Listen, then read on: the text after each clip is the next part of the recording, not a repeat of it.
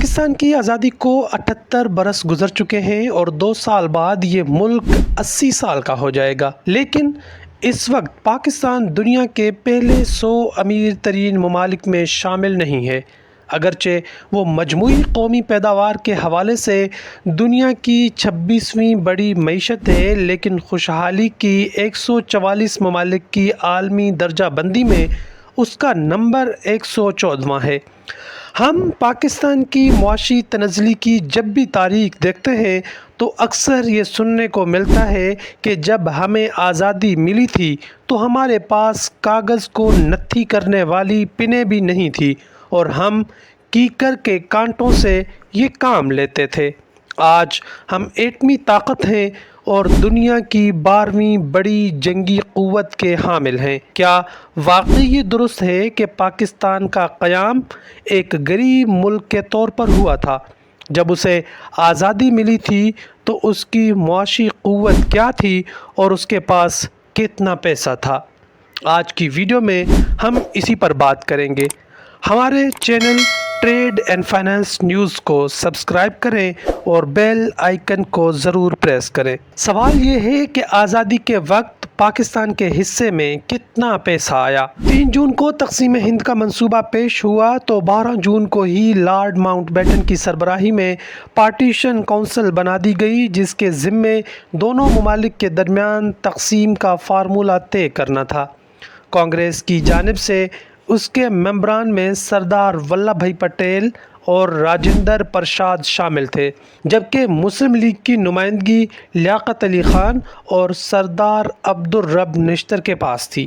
بعد میں عبدالرب نشتر کی جگہ خود قائد اعظم نے لے لی۔ اس کونسل نے باہمی افہام و تفہیم سے دونوں ممالک کے درمیان اثاثوں کی تقسیم کا ایک فارمولہ طے کیا، جس میں آبادی کو بنیادی پیمانہ بنایا گیا تھا۔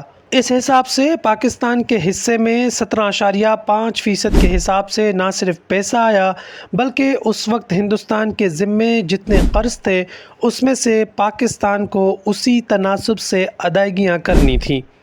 یہ تو آج تک نہیں معلوم ہو سکا کہ اس وقت ہندوستان کے خزانے میں کتنا پیسہ اور کتنا سونا موجود تھا۔ تاہم تاج برطانیہ نے دونوں نوزائیدہ ممالک کو 400 کروڑ روپے دینے کا فیصلہ کیا، جن میں سے پاکستان کے حصے میں 75 کروڑ روپے رکھے گئے۔ ان میں سے 20 کروڑ روپے اسے 15 اگست 1947 کو ہی ادا کر دیے گئے، جبکہ باقی پیسوں کی ادائیگی کا معاملہ اتنا الجھا کہ گاندھی نے تا دم مرگ بھوک ہڑتال کر دی، جس کی وجہ سے بھارتی حکومت نے مجبوراً 15 جنوری 1948 کو گاندھی کے احترام میں یہ رقم پاکستان کو دینے پر آمادگی ظاہر کر دی، جس کے محض 15 دن بعد گاندھی کو قتل کر دیا گیا۔ جو رقم پاکستان کو ملی آج کے حساب سے وہ کتنی ہے؟ 1947 میں ڈالر تقریباً 3 روپے کے برابر تھا اور اس وقت ایک ڈالر آج کے 14 ڈالر کے برابر کی مالی حیثیت رکھتا ہے۔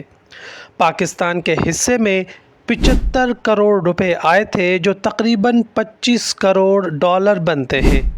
ان 25 کروڑ ڈالروں کا تقابل آج کے ڈالر کی ویلیو سے کریں تو یہ تقریباً 3.5 ارب ڈالر کے برابر رقم بنتی ہے۔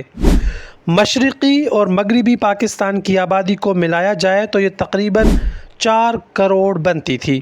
اس حساب سے 25 کروڑ ڈالر کی رقم اتنی معمولی بھی نہیں تھی، لیکن پاکستان کا اصل مسئلہ ایک طرف نقل مکانی کرنے والوں کا دباؤ تھا تو دوسری جانب بینکاری کا نظام نہ ہونا بھی تھا، کیونکہ 1 جولائی 1948 سے پہلے ریزرو بینک آف انڈیا کی ہی عملداری تھی۔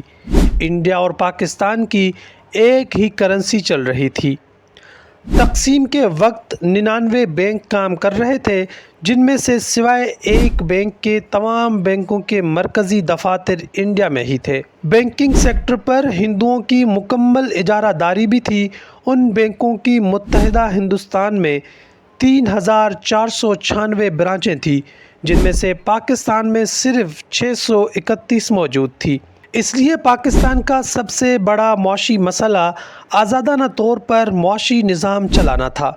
تقسیم کے وقت پاکستان کے حصے میں جو رقم آئی تھی وہ آج کے حساب سے $3.5 ارب کے مساوی بنتی ہے، جبکہ اس وقت مشرقی اور مغربی پاکستان کی کل آبادی صرف 4 کروڑ کے لگ بھگ تھی۔ آج پاکستان کی آبادی لگ بھگ 25 کروڑ ہے۔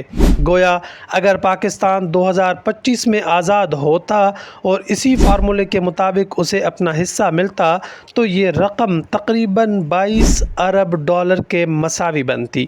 اس حساب سے دیکھا جائے تو پاکستان پیسوں کے معاملے میں کوئی غریب ملک کے طور پر وجود میں نہیں آیا تھا، لیکن نیا ملک، نیا نظام اور نقل مکانی کرنے والوں کی آباد کاری کا دباؤ اتنا زیادہ تھا کہ اس وقت کی انتظامی مشینری کے ہاتھ پاؤں پھولے ہوئے تھے۔